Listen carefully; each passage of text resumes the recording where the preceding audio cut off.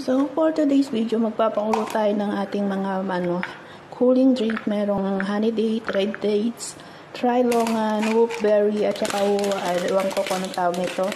Ayan, mordica fruit, parang ganun yata yun. For today's ulam, magluluto tayo ng wonton. Try wonton daw. Ibabalot natin dito sa tapos lettuce. Stir fries lettuce lang natin siya, guys. Yan ang ulam namin para ngayong tanghalian. Ipiprito siya, ipiprito.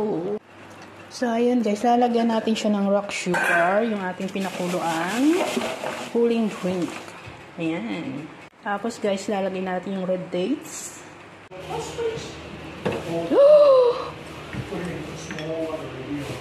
Ha.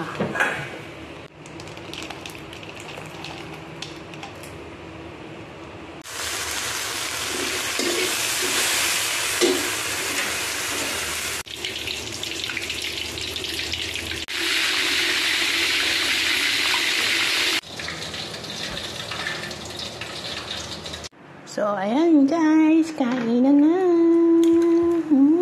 Sarap. Kain na tayo guys. Kain na soft drink. Ang ating sausawan ay ang tawag? Sweet chili.